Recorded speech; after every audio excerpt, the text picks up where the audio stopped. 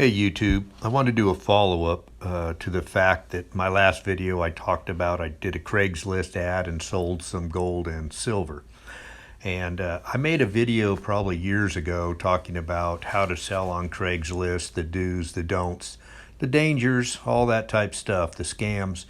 But this made me think, probably most of my subs now never seen that video. And I experienced a few things during this experience that I thought I'd share with you all in case you're ever considering doing business on Craigslist. One of the things you will experience on Craigslist are the auto responses. You'll get a response back that says, "I'm interested in your item." They never say what the item is because it's an auto thing. It's sent out to anything that looks like it could be of great value.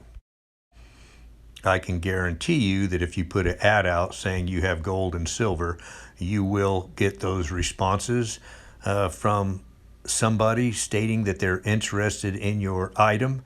And what you're looking at here is part of the text thread that I had with one of these. I always have fun with them myself. Let me go ahead and read you how this whole thing went, and this is typically how it goes. So I get a text that says, "I am very interested in your item. Do you still have it?" And I responded, "Yes." And then I came back and asked, "Are you the original owner of the item?" To which I responded, "Who cares who else has ever owned these coins?" To which they responded, "Great. Is this your final price?" To which I responded, "My final price is 24 trillion, as it is my goal to pay off the national debt." They respond, "Great, I agree to that price." Then they write, "I'm going to send a mover over to pick up the item, and I will send you a cashier's check." I respond back, "Great. I hope your mom is one of the movers, as I will give her a bonus when she arrives." To which they respond, "Great. Give me your mailing info and address, and I'll mail you a check as soon as possible." To which I respond back with my name and address, Donald J. Trump, 1600 Pennsylvania Boulevard, Washington, D.C., 20001. Childish? Yes. Entertaining? You bet. So anyway, long story short, you're going to be getting those auto, and so just look for the keyword when they're asking about your item. So the next thing to talk about is being safe. Obviously, when you're meeting an unknown person and you're going to be exchanging any amount of cash, or you have something of value on you, you need to make sure you do it in a safe manner. I've done a lot of these buys and sales through Craigslist throughout the years, and friends really come in handy. I always make sure I have somebody with eyes on me when I'm doing these transactions, especially if they're significant transactions. So this last time, two different occasions, I met somebody in a Starbucks, and I had a friend of mine who was sitting away from me in Starbucks as if we did not even know each other. And his job was to make sure that I make it out of there. I get in my car, the other person gets in their vehicle and leaves before they get up from the table, and then they come out, get in my vehicle, and we leave. And that always works really well, and they are prepared to assist me should I need it. That specific tactic isn't necessary by everybody, but a couple of things I certainly recommend are, number one, don't have them come to your house. Number two, don't meet in a private area.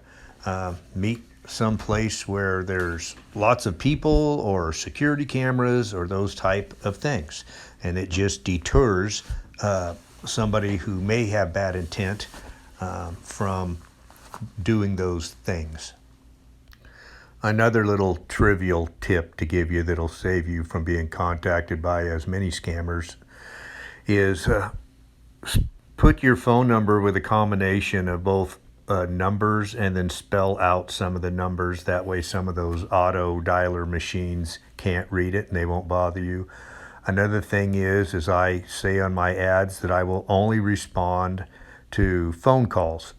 And I make it clear I will not respond to text or emails. And what happens is you will get a text or an email, and you just have to be disciplined enough not to respond to those, because I just promise you that, number one, if somebody can't read the ad and follow directions, that's an indicator you might not want to deal with them anyway. They're probably going to be a pain in the butt. Or it's a scammer. Bottom line is this: you know you better than I do. If you're one of those people that's very situationally aware of your surroundings, then I would say Craigslist is a fine place to buy and sell. And if you're one of those people that's not very situationally aware, and that doesn't think there's any bad things out there in the world, and you think most people are good, well, I would not advise you to go on Craigslist. eBay, Amazon, or deal with a national dealer might be the way to go for you all. So either way, I just wanted to bring that up because I know anytime I talk about Craigslist, I really should make sure I give those warnings. There's lots of things you can go out there and read about the various scams that happen. So be safe out there, everybody.